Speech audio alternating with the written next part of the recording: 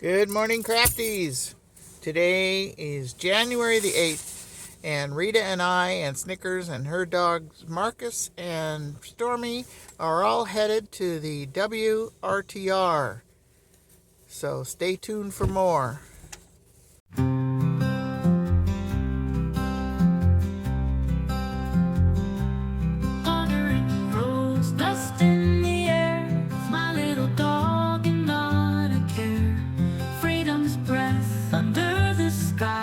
Just us to watch the world go by.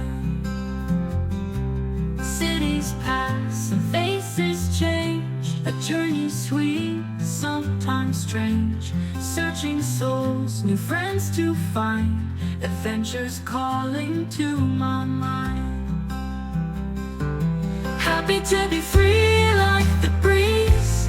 No more chains, no more pleas. With my dog we're on the run, underneath the golden sun. Mountains high and rivers deep, memories made ours to keep.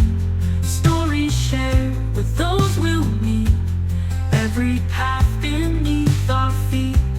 Dancing shadows night and day, life's a game that we will play. Hand in paw, we're feeling strong, singing life's unending song. Okay, Rita, are you ready to go to the WRTR? Ready or not, Lonnie? Here we go. I'm ready. All right, here we go. You can see Rita's got her parking ferry hanging there, and we're asking the parking ferry to give us the best parking possible.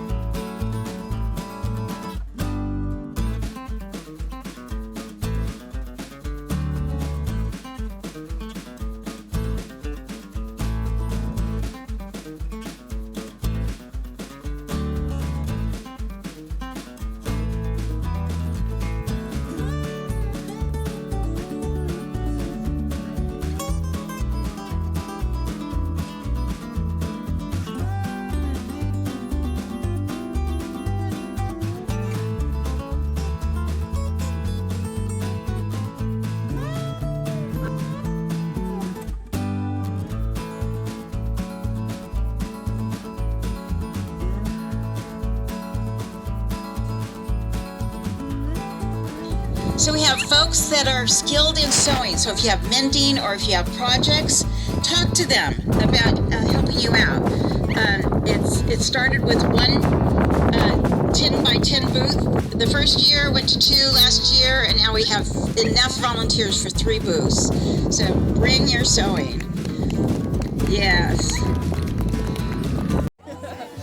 The excitement's building. We are here at the WRTR, ready to hear Jan from Butterfly Tracks speak. She's sitting right in front of me. I'll show you.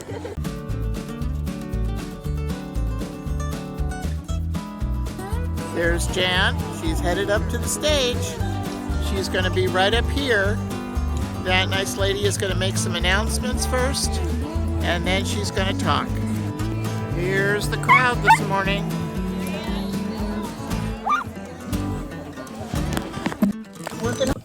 I want to introduce to you 2 of our panelists who are going to talk about the fact that they're women, how they remain safe in this nomadic world, right?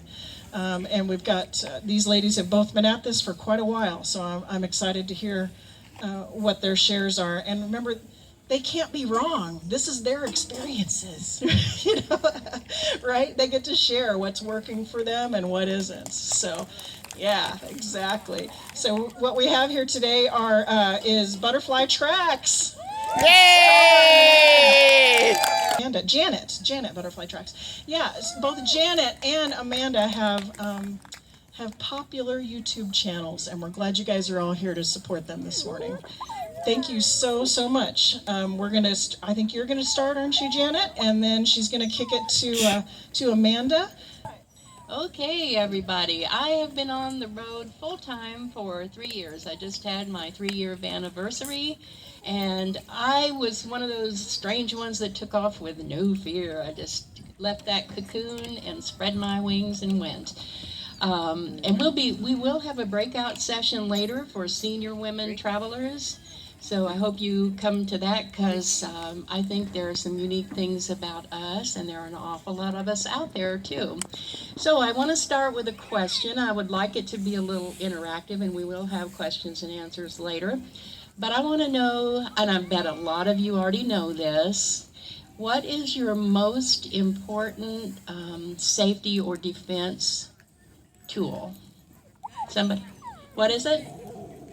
Your van? Instinct. Well, that's a good one. Instinct. Instinct. Your brain. Thank you. That is the most important thing that you have is your brain because it's your superhero. It will save you. You have your intuition. Some people call it your intuition.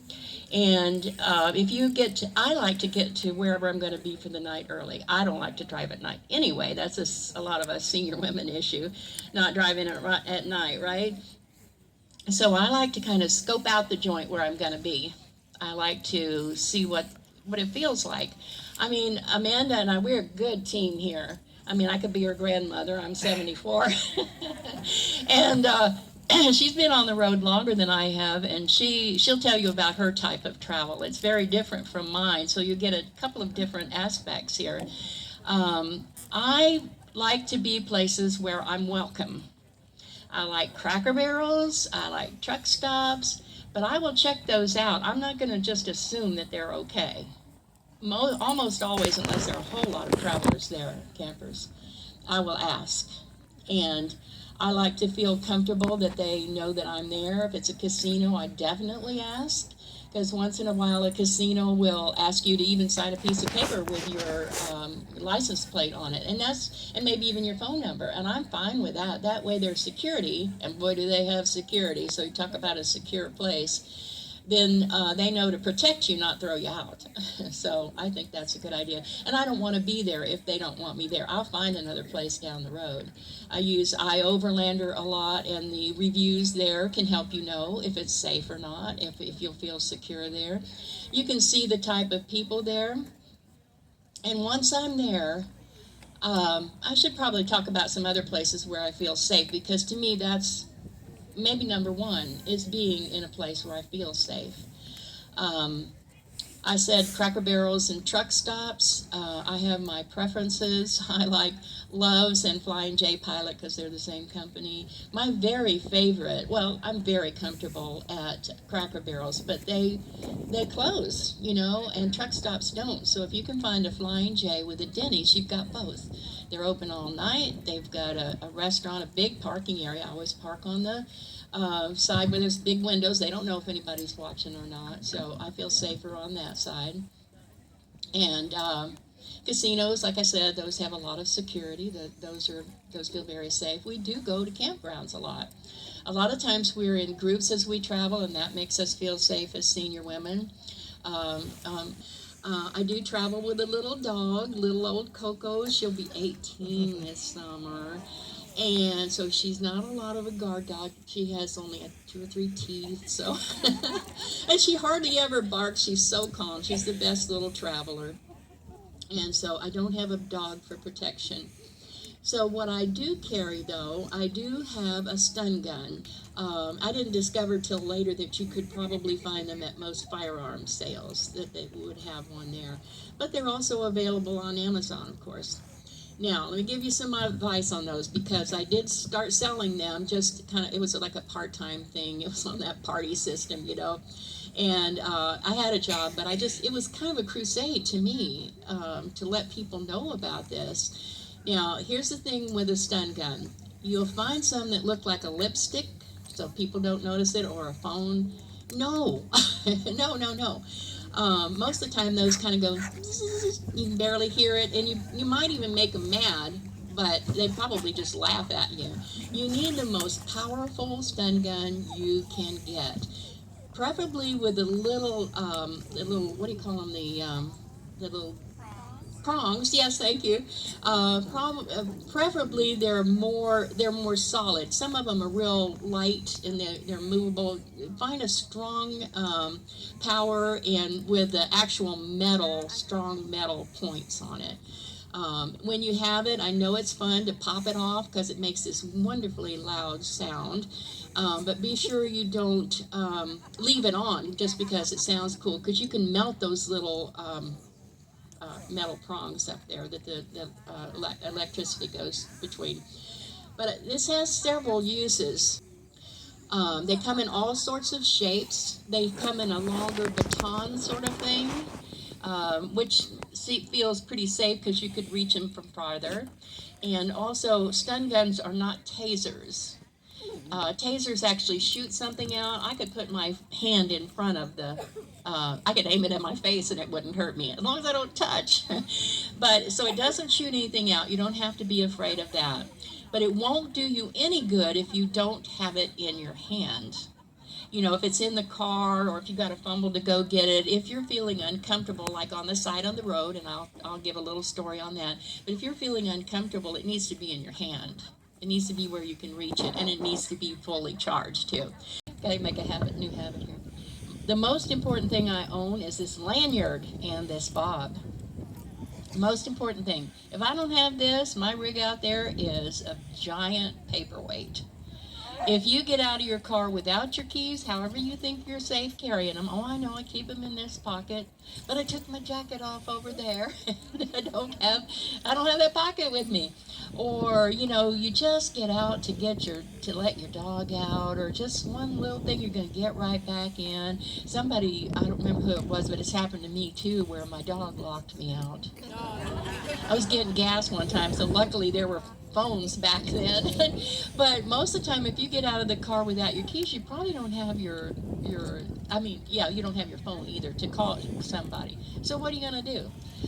If you're somewhere like Amanda usually is, or somewhere like I am, and it's in the middle of the night, say, or any time of day really, but in the middle of the night, you're going to break your window. You don't have your phone, you can't call for service. Are you going to sleep on the ground? Are you going to knock on a stranger's window? To me, this is it. Now, I'm in a minivan, and when I get out, I'm not facing where the door handle is. So I have made myself a habit. It's hanging right by the door. So I don't even get out of the car without this. I don't care any circumstances, because this is how I open the door. So make yourself a habit. I've never really been comfortable with hiding the key outside, because wherever you think of, don't you think they'll think of that too? Situational awareness. And one time, I think you were with me, Ramona, there were at least 4 of us in minivans, and we went on a place you would have liked on Forest Service Road, and we didn't really check out the place the way we should have, and there was a big fire pit there, and we were kind of, I wonder if this is a party place or something. And it was a local party place, and it was a road going out, and we had all 4 vans facing out. And, we were ready to go if we had to, and some big trucks came in and revved their engines. We were in their party spot. They didn't harm us or anything. They didn't know we were women, but they did go away, but it was a little nerve-wracking. That's a situational awareness thing. My first time at a truck stop was and I was so new. I was probably a week or 2 out of the house in full time. And I was in Florida still at a Cracker Barrel. And I was already parked where I could see everything, I backed in, and a guy came walking around, and, I didn't think anything about it. Second time around, he's probably just get some exercise or something, but I noticed as he was walking away that he was wearing a bulletproof vest, and he had a stun gun armed because the red light was on. It was in his pocket. So I took a picture of him. He couldn't see me. And very soon after that, just about as soon as he disappeared, a sheriff backed in to see the whole parking lot right beside me. And I ran right over and showed her the picture. And she said, "We know who that is. You can't stay here." So that was another situational thing. She told me to go to the Loves, told me where it was and how to get there. This is my first truck stop. She said, "Go in and talk to the manager and, ask it's okay if you stay there." And I did, and that sweet man, he gave me his card. And he wrote in his own personal cell phone number. He said, "Park over there where I can see you. If you get nervous, call me." Well, so situational awareness depends on where you are. You know, it could be a lot of different things. There might be, I don't know, if you could pull in the dark, you might be on the edge of a cliff, and then, I don't know. Have you ever been in that kind of thing, or there's water flowing there you didn't know might come up in the morning, or you're in Skadden Wash and it rains real hard and the wash fills up, you know. There are a lot of things that you need to check out, but so that's why, to me, it's a good idea to get there when it's still light. And we had a situation coming here. You were talking about people alongside the road that are luring you to help them. We had a lady break down on the way. Dory, are you here? Dory? Dory's right there.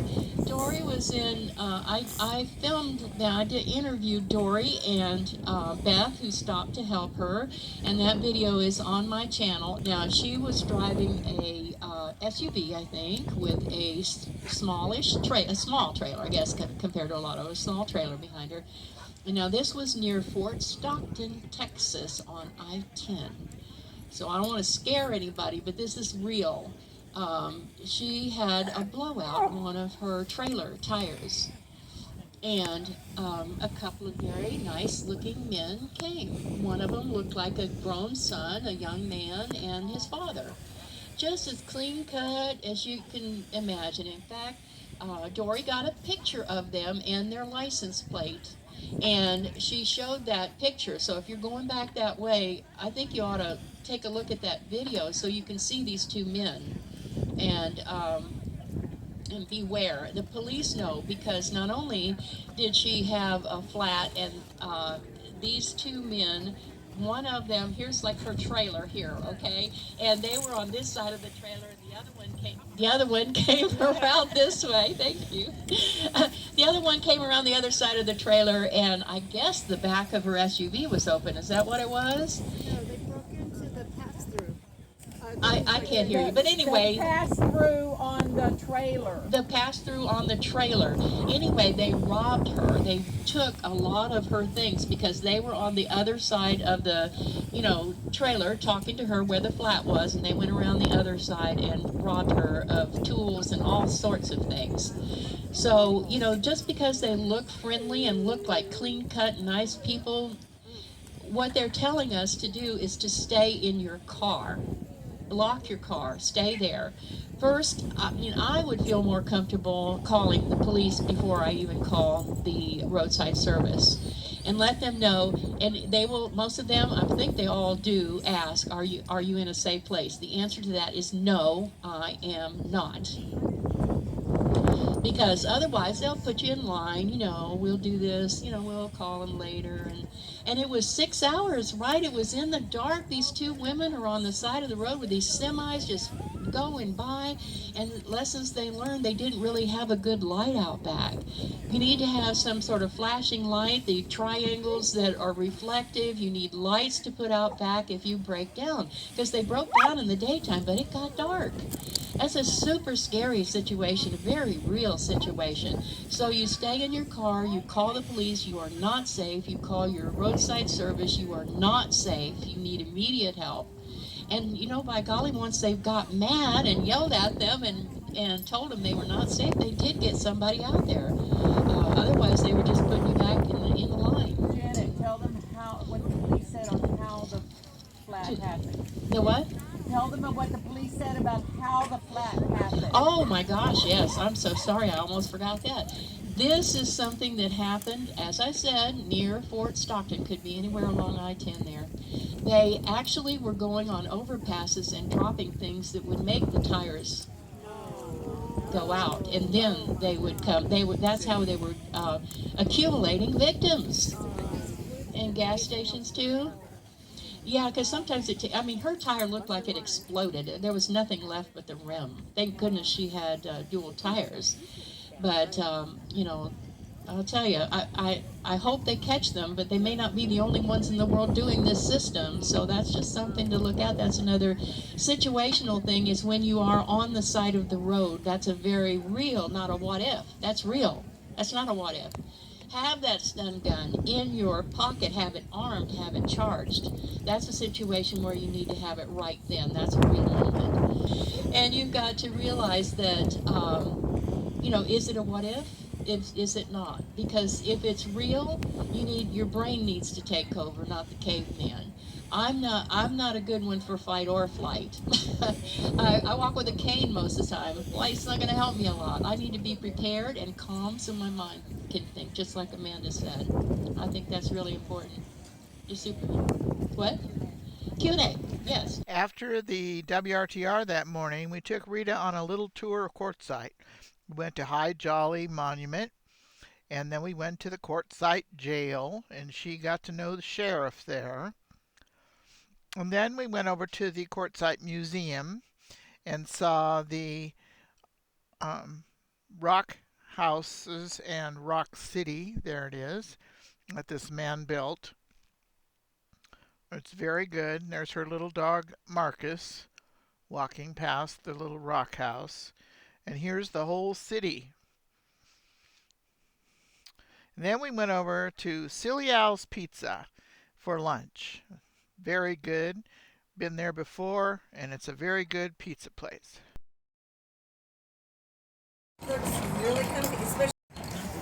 We are at Silly Als, and in the back they have a wonderful patio. It's a windy day, but it is blocked. And look at the mural all around this patio. It's full of beautiful desert pictures, paintings. Hey, there's our server.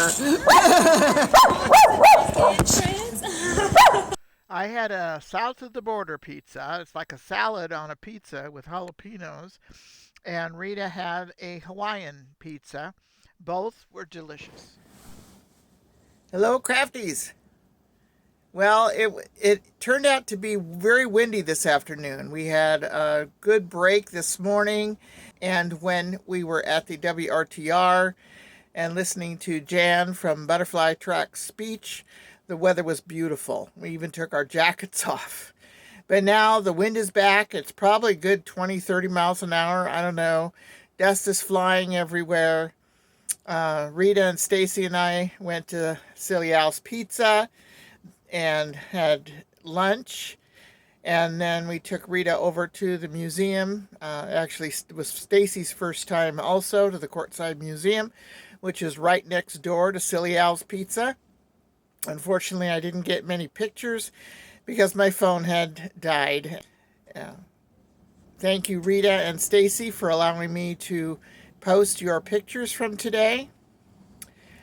And then we went over to the Quartzsite Jail, which is located right behind Solar Bills. And then finally over to High Jolly Monument. Stacy had seen those places, but Rita had not. Rita was just like a girl in Disneyland. She thought this was all so fun and interesting. So we're back at camp, hunkered down while the wind blows. I'm doing the editing and fixing a little dinner for Snickers and I.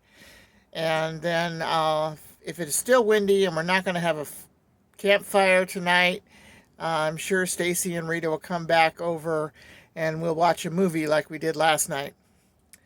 All right. Well, if you like this video, please give me a thumbs up, comment, share, and subscribe. Stay crafty, smart, creative, and safe when going to the WRTR and sightseeing in Quartzsite. Thank you very much for watching.